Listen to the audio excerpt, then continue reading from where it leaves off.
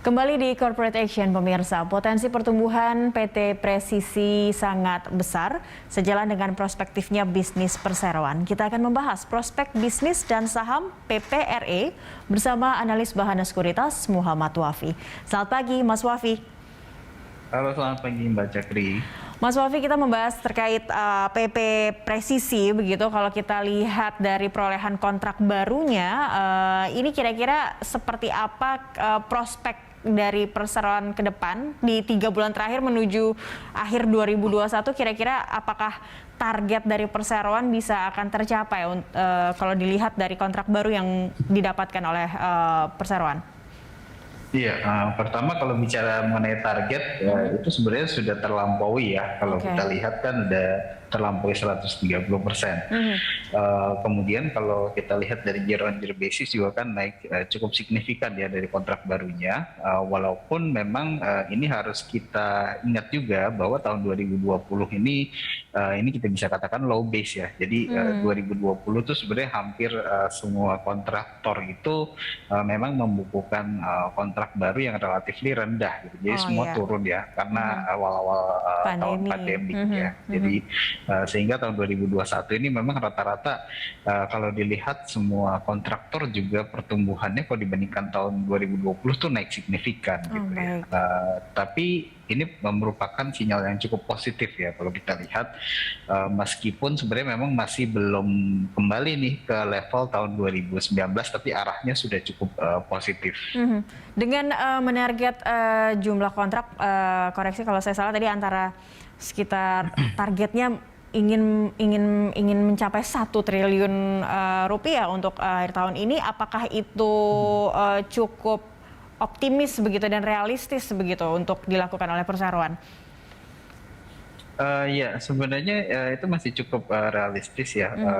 Kalau nggak salah kan raihan kontraknya sendiri dari manajemen itu sekitar 3,3 sampai dengan 3,5 ya, 3,5 triliun itu kontrak baru di tahun ini ya. Jadi saya rasa dengan apalagi kalau dilihat di breakdown ya capaian kontrak baru sampai dengan bulan September kemarin itu kan mayoritas memang dari kontrak non pemerintah ya, dari sektor pertambangan. Jadi ini masih ada kemungkinan penambahan kontrak lagi karena mengingat setiap akhir tahun kan selalu ada cyclical ya dari APBN, kontraknya juga biasanya kontrak jasa konstruksi di akhir tahun dari pemerintah itu baru mulai keluar cukup banyak ya. Jadi saya rasa ini jumlah penambahan kontrak barunya sampai dengan akhir tahun masih bisa bertambah. Oke, baik. Sudah terbaca alurnya begitu yang biasanya di akhir tahun, jadi targetnya nampaknya optimis untuk bisa dicapai oleh perseroan ya.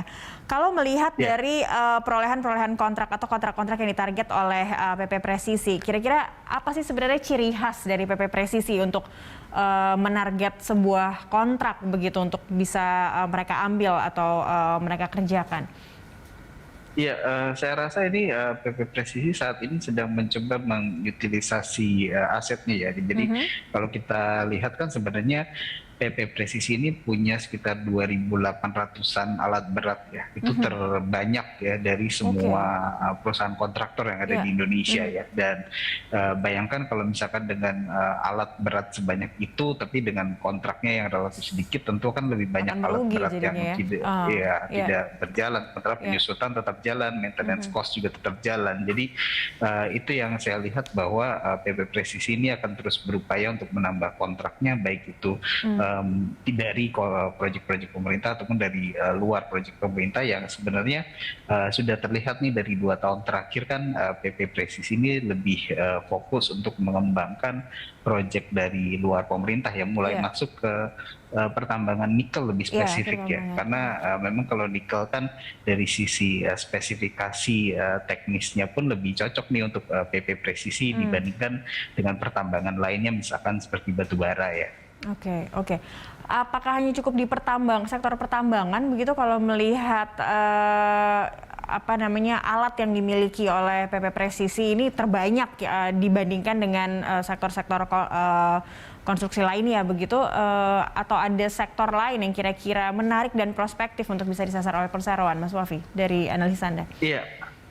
Sebenarnya dari sisi pertumbuhan tentu nanti pertumbuhannya saya lihat akan datang dari sektor pertambangan, terutama pertambangan nikel ya lebih spesifik. Karena kalau untuk pertambangan batu bara kan spesifikasinya kurang pas nih untuk PP Oh, Presisi, baik. karena biasanya Iya. untuk pertambangan batu bara tuh kebutuhan tonase alat beratnya lebih tinggi. Sementara untuk alat berat yang Nikel. dimiliki oleh PP Presisi itu relatif lebih rendah dan lebih cocok untuk masuk Oke, ke nikel untuk masuk. ataupun ke jasa konstruksi civil works seperti itu ya. Jadi pertumbuhannya dari situ. Sementara dari sektor civil works seperti pembangunan bendungan, pembangunan kemudian precast, pembangunan bandara gitu ya, atau sirkuit misalkan gitu Iya. ya, itu akan tetap jalan walaupun itu sudah terprediksi ya. Jadi growth pertumbuhan multipliernya itu nanti akan datang dari pertambangan nikel, karena dari sisi marginnya pun sebenarnya lebih tinggi ya. Jadi kalau bicara dari sektor konstruksi civil works itu marginnya itu sekitar 4 sampai dengan 5% ya. Sementara kalau dari sisi pertambangan itu mungkin bisa sampai 11 sampai 12%. Lebih besar lagi ya. Baik. Artinya apakah ini PP Presisi sendiri cukup kontributif begitu untuk induk perusahaan untuk PP? Iya, terakhir itu di 2019 ya kalau saya lihat itu kontribusi bottom line-nya itu bisa hampir 50% nih dari Baik. bottom line-nya PTPP. Ya, jadi Ya. cukup besar ya kalau kita lihat. Oke, kalau secara fundamental dan persepsi pelaku pasar melihat perkembangan yang terjadi terhadap bisnis PP Presisi sendiri seperti apa, Mas Wafi? Ya, memang saya melihat ini cukup plus minus ya. Di satu sisi kalau kita lihat kan dengan spesifikasi dan kapabilitas PP Presisi ini kan sebenarnya cukup bagus ya. Yeah. Jadi bisa bermain di all-rounder sektor, all-rounder industri gitu. Walaupun mungkin ada beberapa investor yang melihat bahwa dengan all-rounder ini berarti tidak ada spesifikasi tertentu dong yang dia betul. bisa menjadi competitive advantageous dibandingkan dengan yang lainnya. Jadi ada juga mungkin ya investor yang berpendapat seperti itu. Makanya kalau kita lihat kan sebenarnya sebelum COVID saja sampai dengan tahun 2019 kan pergerakan harga sahamnya kan relatif cukup stabil ya di kisaran 300 sampai dengan 450 rupiah saja gitu ya, sebelum kemudian sempat turun karena faktor COVID kan sempat menyampai 80 rupiah tuh ya kalau nggak salah ya.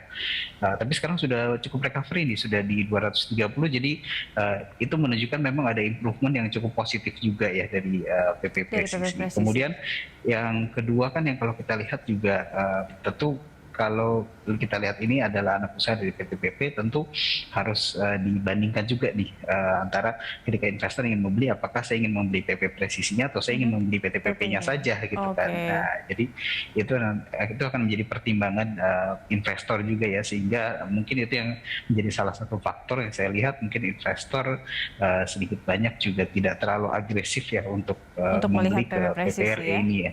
Oke, mungkin harus lebih spesifik lagi. Kita lihat nanti seperti apa perkembangannya setelah memang sudah fokus pada sektor pertambangan nikel begitu. Kita akan lanjutkan di segmen berikutnya, Mas Wafi. Kita akan bahas seperti apa pergerakan dari saham PP Presisi atau PPRE di segmen berikutnya. Pemirsa, kami akan kembali usai jeda. Pemirsa, PT PP Presisi Tbk resmi menjadi perusahaan terbuka yang melantai di Bursa Efek Indonesia sejak 2017. Rekan Julita Telambano akan menyampaikan berbagai informasinya untuk Anda. Julita, silakan. Baik, terima kasih Cakri. Pemirsa, saham PT PP Presisi Tbk menjadi salah satu yang tampil atraktif di Bursa Efek Indonesia. Kita simak datanya. Ya, ini dia PT PP Presisi Tbk, pemirsa. Kodenya adalah PPRE, pencatatannya sejak 24 November 2017, masuk ke papan utama. Sektornya adalah infrastruktur, subsektornya konstruksi bangunan. Industrinya adalah konstruksi bangunan dan bidang usaha utamanya konstruksi, EPC, pekerjaan mekanikal, elektrikal, jasa transportasi, angkutan, jasa penyewaan, perdagangan, serta pertambangan. Dan selanjutnya kita lihat pemirsa, siapa saja yang memegang saham dari PT Presisi ini. PT PP Persero Tbk sendiri memiliki saham mayoritas yaitu 76,99% saham atau 7,87 miliar lembar saham. Kemudian ada Koperasi KPS PT PP yang memiliki 15,77% saham atau 1,61 miliar lembar saham. Sementara untuk masyarakat memiliki 6,17% saham atau sebanyak 631,5 juta lembar saham. Kemudian kita akan lihat bagaimana pergerakan dari saham PT PP Presisi ini sejak awal tahun 2021 tercatat di bulan Januari tepatnya di tanggal 11 ada di level Rp287. Kemudian kecenderungannya menurun ke bulan Maret di angka 210, kemudian Mei turun kembali ke Rp200. Pada bulan Juni tepatnya tanggal 21 ini menjadi level yang paling rendah hingga bulan Oktober ini yaitu di Rp156. Kemudian bulan Juli kembali naik ke 175, pada bulan Agustus tercatat di Rp195, September Rp226 per lembar saham dan Oktober ini tercatat di harga Rp234 per lembar saham. Yaitu dia sejumlah informasi yang dapat saya sampaikan. Kembali ke rekan Cakri. Terima kasih Jelita untuk informasinya terkait pergerakan saham dari PPRE. Kembali bersama Mas Muhammad Wafi. Mas Wafi, kalau melihat pergerakan saham dari PPRE tadi, ini benar tidak berbanding lurus begitu dengan yang Anda katakan di akhir-akhir tahun ini biasanya memang raihan kontrak kencang begitu ya untuk didapatkan oleh sektor-sektor kontraktor begitu. Nah ini harganya juga berpengaruh tidak dari kontrak yang didapatkan atau apa yang mempengaruhi pergerakannya seperti ini? Ya, tentu akan mempengaruhi ya. Jadi kalau kita lihat kan mungkin kita bisa kecualikan tahun 2020 ya, karena kan waktu itu tahun awal-awal pandemik ya, sehingga kan harga sahamnya sendiri kan sempat turun ke Rp80 ya per lembar saham. Tapi kalau kita lihat kan sekarang sudah mulai recovery dan saya lihat memang menuju kembali ke arah pre-pandemic nih di tahun 2019 kan sempat di sekitar 400-an ya. Jadi trennya memang ke arah seperti itu, sudah walaupun memang saya lihat sendiri kemungkinan emiten ini sahamnya bisa kembali lagi ke level 400-an mungkin akan terjadi di tahun 2002 ya, karena kalau kita lihat dari 2021 sendiri ya, jadi terlepas dari kontrak barunya yang kita katakan melebihi dari ekspektasi manajemen, tapi kan di perusahaan konstruksi itu ada istilah burn rate ya, jadi berapa persen dari kontrak baru yang bisa direalisasikan sebagai pendapatan tahun tersebut. Nah, kalau kita lihat dari pendapatan tentu nanti akan turun ke net profit ya, dan kalau kita lihat kan dari net profitnya sendiri di tahun ini di 2021 walaupun memang ada optimisme nih akan lebih tinggi dibandingkan tahun 2020, tapi kelihatannya masih akan di bawah tahun 2019 gitu ya. Jadi secara valuasi sendiri itu belum ada justifikasi nih untuk harga sahamnya bisa balik lagi ke level katakanlah 400-an ya. Mungkin di 2022 ya mulai ada realisasi lebih banyak nih dari kontrak baru, kemudian juga nanti kan pasti ada kontrak baru lagi di 2022 tapi ada peluang untuk kembali ke 400. Ini ada kaitannya tidak sedikit mungkin dengan Mandalika sudah resmi bisa beroperasi begitu, 2022 juga akan ada Superbike dan MotoGP. Ini sedikit banyak bisa mempengaruhi tidak sih, menjadi sentimen kecil begitu yang mempengaruhi pergerakan saham nanti kalau Anda katakan 400 nampaknya bisa diraih nih oleh PPRE. Justru bisa ya. Bahkan saya melihat ada optimisme bisa menembus di atas Rp400 ya. Karena kalau kita bicara long term potential growth-nya sendiri sebenarnya kan cukup banyak ya. Tidak hanya dari tadi yang Mandalika saja. Yang kalau kita lihat di tahun ini saja kan dana APBN untuk infrastruktur kan dinaikkan jadi sekitar 417 triliun. Kemudian kalau kita lihat dari SYF sendiri kan masih memiliki dana sekitar 200-an triliun, 120-an triliun ya. Dan kalau kita breakdown dari rencana APBN itu kan sekitar itu akan dialokasikan ke 10 bendungan yang ini memang spesialisasi dari PPRE gitu. Jadi ini memang ada potensi kontrak baru yang cukup tinggi nih ke depannya ya. Ya. Rekomendasinya jadi untuk PPRE seperti apa Mas Wafi? Apa mesti hold dulu atau melihat perkembangannya seperti apa untuk PPRE?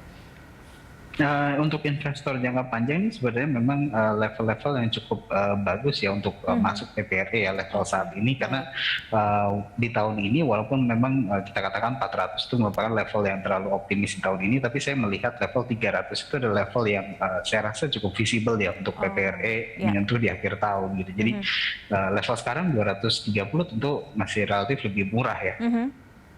Oke, jadi bisa rekomendasi buy untuk PPRE dari sekarang begitu ya, melihat ada optimisme yang besar di 2022 untuk ada kenaikan kontrak yang besar dan ini mempengaruhi secara signifikan juga terhadap pergerakan saham. Iya. Oke, tapi secara fundamental kalau melihat kinerja sahamnya seperti apa, Mas Wafi? Ya, untuk kinerja sahamnya sendiri ya itu tadi ya. Memang kalau bicara mengenai valuasinya ya, dengan menggunakan laporan keuangan sampai dengan first half itu memang valuasinya sekilas masih cukup tinggi ya. Kita analyze saja mungkin dengan PE sekitar 30 kali PE ya. Nah, memang relatif lebih mahal. Tapi kalau kita asumsikan ada akselerasi di second half sampai dengan akhir tahun ya, saya rasa ini PE-nya bisa turun sampai dengan belasan, mungkin sekitar 11 sampai dengan 12 kali PE ya. Jadi ini relatif kurang lebih sama lah ya dengan historical, karena kalau kita lihat kan di tahun 2018 saja itu PE-nya sekitar 10 kali PE gitu ya. Jadi memang saya lihat masih ada peluang gitu ya untuk ke arah situ ya untuk PPRE. Oke, baik, dengan kondisi sahamnya tadi bisa direkomendasi buy untuk saat ini begitu ya di kisaran 200, karena kita nantikan di level 400 ini bukan hal yang tidak realistis untuk PPRE bisa capai di 2022 nanti. Terima kasih Mas Wafi telah bergabung bersama kami, analis Bahana Sekuritas di Corporate Action. Pemirsa, Corporate Action akan segera kembali usai news update, tetaplah bersama kami.